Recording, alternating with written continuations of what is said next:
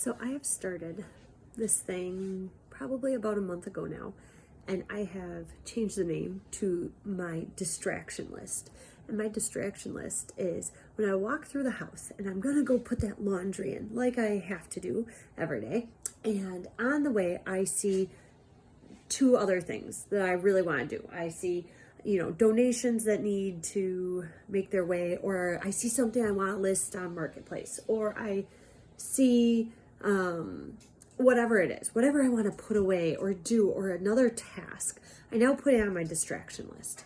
This way, the day after, I can then order, or at the end of the day, can order my distraction list from from most to least important.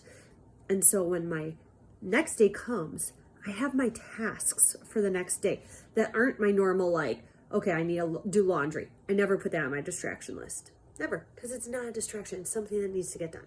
I don't put doing the cooking on the distraction list. Do I put cleaning on my distraction list? Yes, because I don't have a cleaning schedule.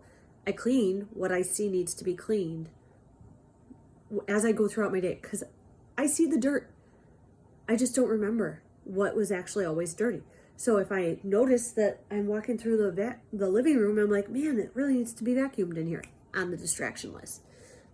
I never let my distraction list, I may put 10 items on it, 15 at most. But if it starts getting too overwhelming, I then delete the list. I start over. You want to know why? Because I will see those things again as I go throughout my day.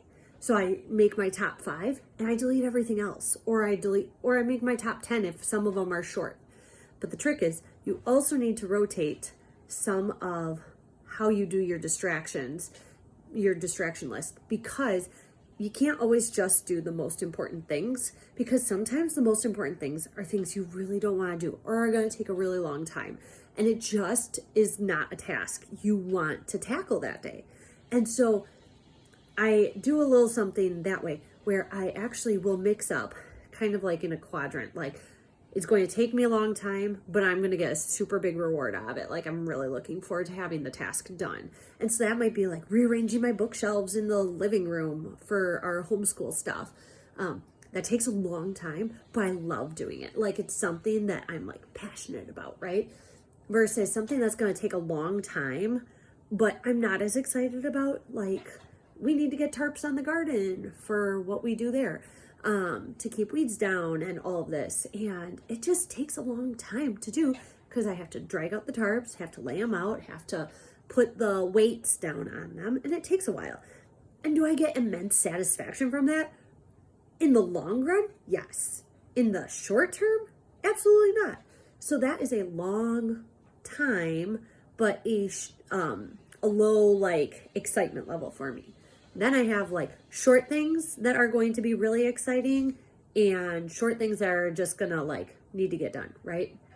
And so short thing that needs to get done might be listing a book online. Might just go do it, done, on my way.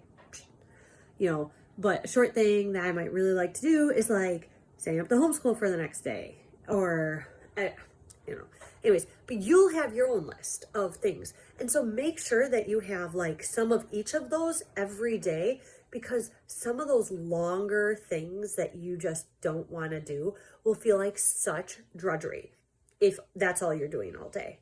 And if you don't do anything that brought you that is going to bring you joy in that day, your day's just going to feel oh, it was just one thing after another and I didn't accomplish anything.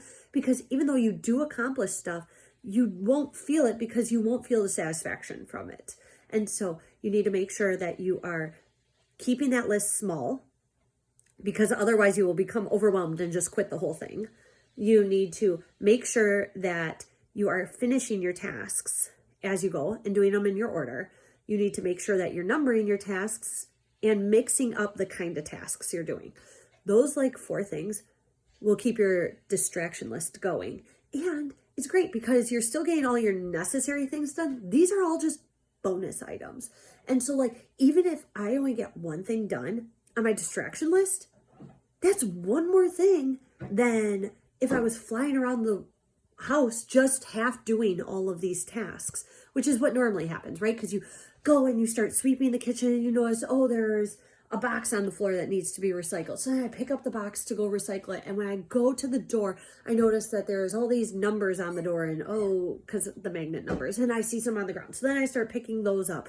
And while I'm doing that, the shoes are a mess. And so then I start picking up the shoes. And you have to do all of these tasks and you don't get anything done. And then you wonder, like, how did I get nothing done off of my to-do list today? And so the distraction list keeps focus, intention, small wins, all of that stuff. If you have any questions about the distraction list, you know how to leave a comment. Everybody does. So, all right.